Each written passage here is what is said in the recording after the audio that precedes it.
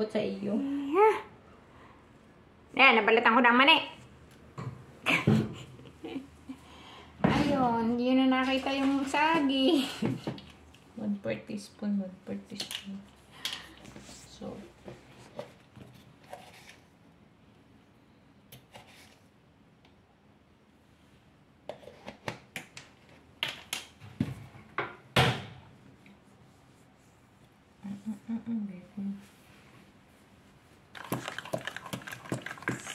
Mix mo. Oh, gano'ng karami? ang takot ko. Ano kala ko? Merong gusto to. Ay, merong gata kala. Kala ko basta nalayo. Sorry naman. Pero mga ka, may ano pa siya. Na ano sa dila. Hindi, nangangagat sa dila.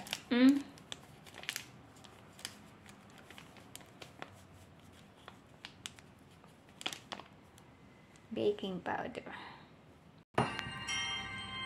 Patayin mo yun. Isip ng pwedeng kainin. 2 teaspoon po ng baking powder and 2 teaspoon po ng baking soda.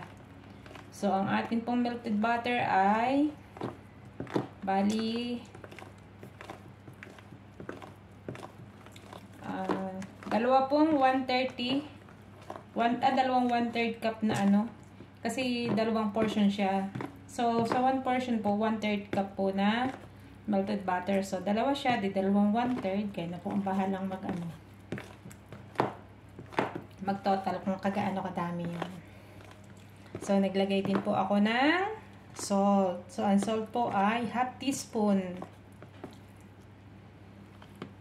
Yan. Tapos, ano po, dalawa pong itlog.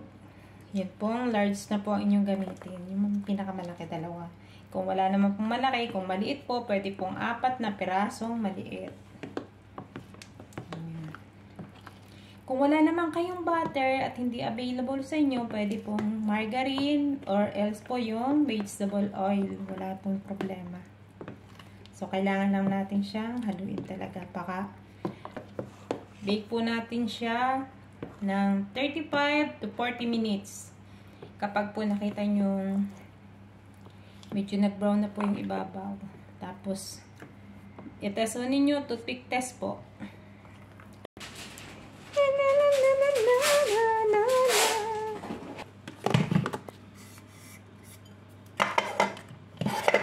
Garnin na lang.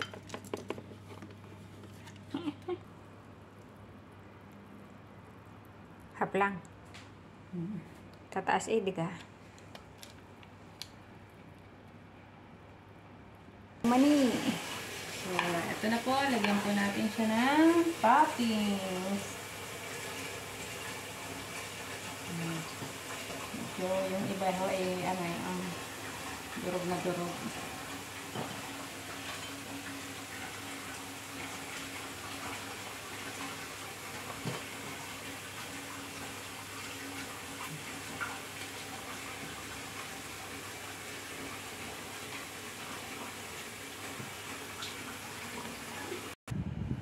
Mamaya iyan ay maganda na.